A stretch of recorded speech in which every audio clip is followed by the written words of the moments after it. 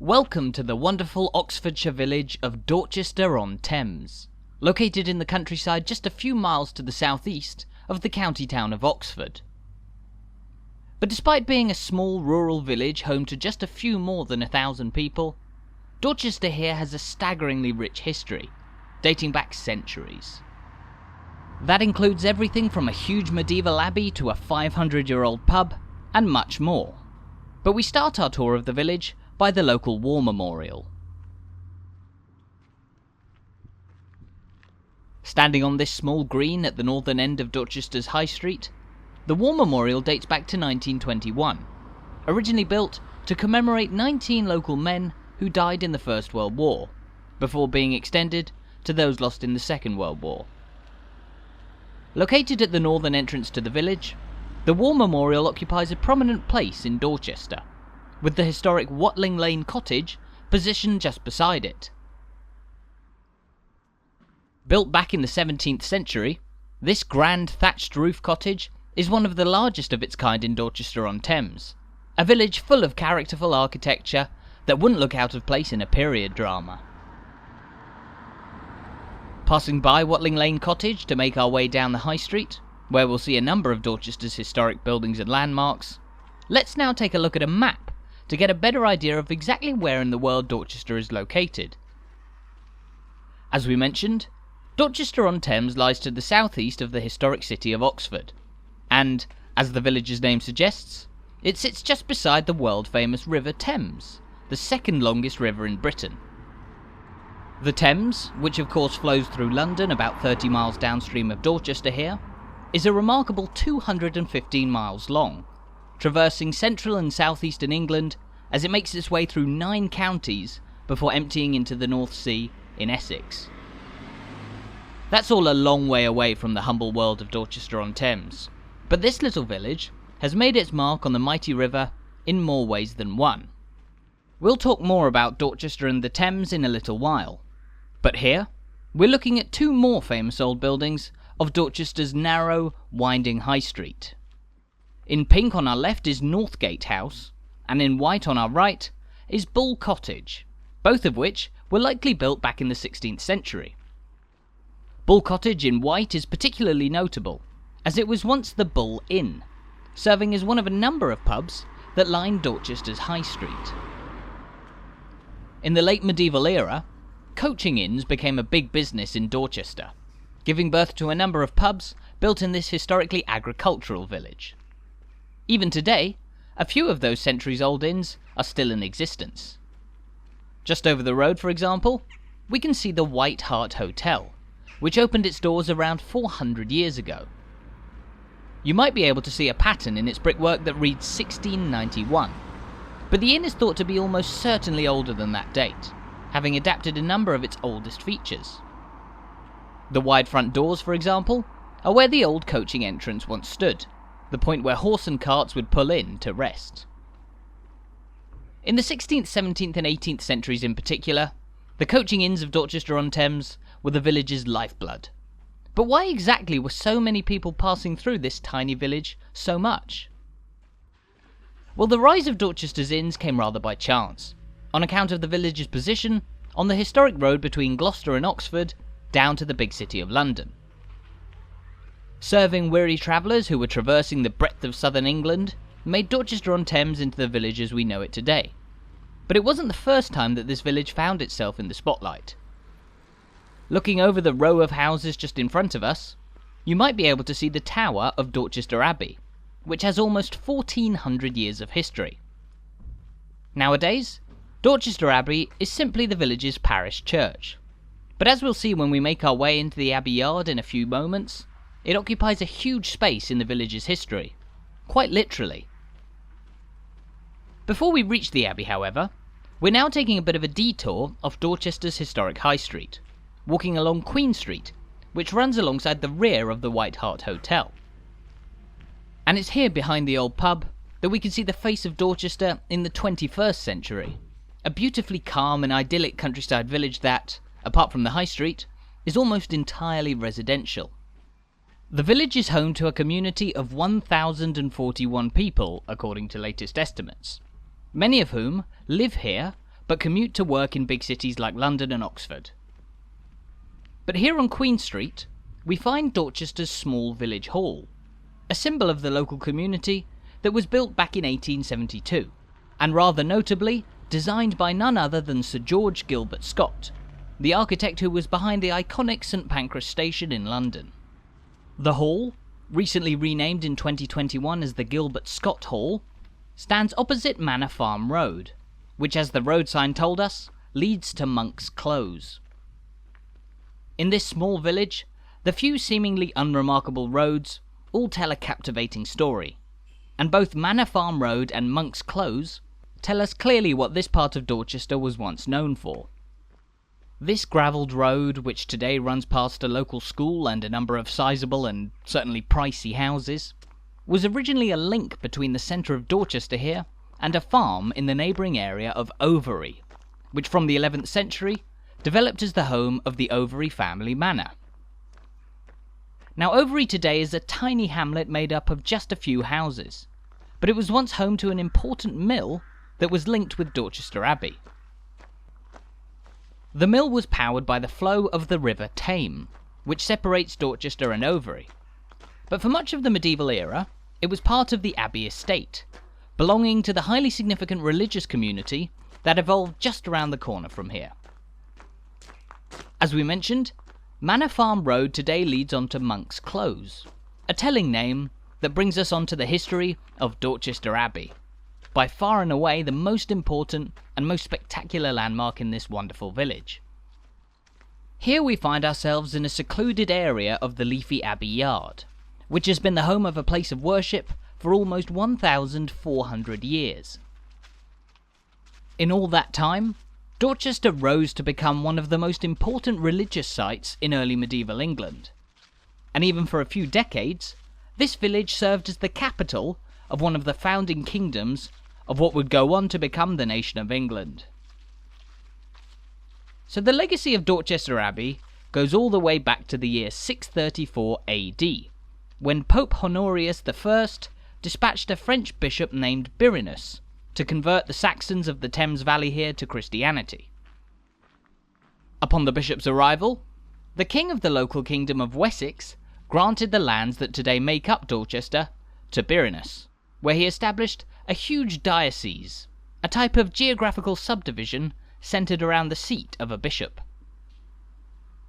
The Diocese of Dorchester was enormous, covering a huge area of west-central England, and as the spread of Christianity continued across the region, Dorchester here became the de facto capital of the early medieval kingdom of Wessex.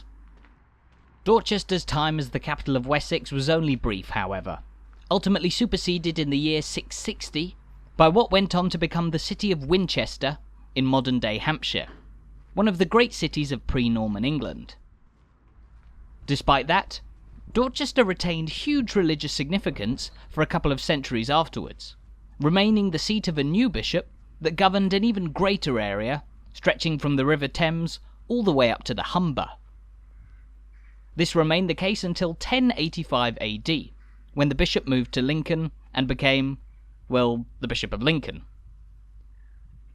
This marked the beginning of Dorchester's decline from national significance, but just 55 years after the bishop moved up to Lincoln, the grand abbey that we know today was founded. In the year 1140 AD, the Bishop of Lincoln founded Dorchester Abbey for a sect of Augustinian monks. This move was made given the rich legacy and significance of this village in the centuries beforehand, and while almost all of the church that we see today was built in the 12th century by the monks, there are traces of what was probably the old Saxon cathedral that existed here beforehand. The abbey operated as a place of residence and worship for the Augustinian monks for the best part of 400 years, before it was dissolved in 1536 by King Henry VIII, as part of his dissolution of the monasteries campaign. Henry reserved parts of the abbey's property to be used as a college, while this building neighbouring the abbey church was built in the 16th century and used as a schoolroom. Today it's the home of Dorchester's wonderful Village and Abbey Museum, where you can discover more about the legacy of the enormous parish church in this small rural village. But as we look up at the old schoolroom and the imposing Abbey Tower, we'll now make our way away from this most historic point in Dorchester-on-Thames, although we'll speak more about the early legacy of this village even before the Bishop Birinus arrived. Now the entrance to the Abbey yard on this side is marked by a beautiful wooden Lychgate, on which it reads that it was restored very recently, in 1981, by an American contingent in memory of the Massachusetts-born Edith Gracia Stedman, who contributed heavily to the restoration of Dorchester Abbey in the 1960s and 70s. Stedman's work in the mid-20th century is one of the reasons that the nearly 900-year-old Abbey Church is in such good condition, with the building having been previously worked on and restored by Sir George Gilbert Scott too. But just across from the Abbey, we find another historic village spot that's been beautifully maintained throughout history. This is the George Hotel, one of the original coaching inns that served the travellers passing through Dorchester. Construction on the historic inn began in the year 1495, and complete with the original wide-open coaching entrance and a characterful carriage positioned outside, the George is one of the finest medieval buildings in the village, and a wonderful place for a drink, a bite, or even a night's stay if you're visiting Dorchester. And I'd thoroughly recommend a visit to Dorchester if you're in the area. It's easily reachable by road from Oxford, while an hourly bus service stops on a bypass just a short walk from the village centre. As we've explored so far, there's so much history to this now small village, once having been a capital of a medieval English kingdom, and having been visited by so many people through the centuries. But if you are visiting Dorchester-on-Thames for a day out, do remember to double check that your sat-nav is taking you to the right place. As I'm sure you know, this village isn't the only place in southern England which bears the name Dorchester. The larger and more well-known being Dorchester, the county town of Dorset, about 100 miles to the southwest of here. But while Dorset's Dorchester and Oxfordshire's Dorchester-on-Thames may be miles apart geographically, their common name has come about as a result of their common history, that being the Romans. Now the milestone here tells us that London is 49 miles away along the old road, that being the route that brought travellers through Dorchester on their way between the capital and Oxford. Now of course, modern A roads and motorways mean that there's a far quicker route than following the old road through the countryside towards London from here. But at the edge of the Abbey yard, we can see an octagonal building of 1820 that served as a toll house for people passing through Dorchester. Though now simply a house, the old toll booth was constructed along with the building of a new bridge that spans the River Thame, linking the High Street in Dorchester with the hamlet of Overy as it makes its way towards the Oxfordshire towns of Wallingford and Henley. But long before the bridge, the toll booth, coaching inns and even the Abbey, it was still a road that first brought the settlement of Dorchester to life, originally built by the Romans. While the bridge sweeps away from us to cross the River Thame, we'll now take a walk along Bridge End, which will lead us towards the riverside, where we'll finish our walk in a few minutes' time. Turning back to the Roman heritage of Dorchester here, the village is thought to have been inhabited even before the Romans arrived in the region. However, their arrival began the long legacy of this village's rise to national significance, as they initially constructed a road that ran through here towards a military camp at Alchester, just over 15 miles to the north. Around the road grew a civilian settlement, and here in Dorchester, the settlement grew to such a size that the Romans saw it fit to surround it by walls in the 2nd century AD. This was a clear demonstration of the significance of Dorchester at the time, and it's thought that this is just one of 2 walled Roman towns to have ever existed in all of Oxfordshire. Stone defences and grand ramparts ran roughly along this area beside the River Thame, cementing Dorchester as a place of sanctity for people to live and work, which it remained for roughly 300 years until the Romans abandoned Britain in the 5th century. But the Roman settlement has left a clear mark on Dorchester even to this day. While archaeological digs have found captivating Roman ruins and remains under the ground, this village's Roman heritage is more than evident from its name. The suffix Chester in Dorchester commonly refers to a former Roman town or fort, also found in the likes of Chester, Manchester, and of course Dorchester in Dorset.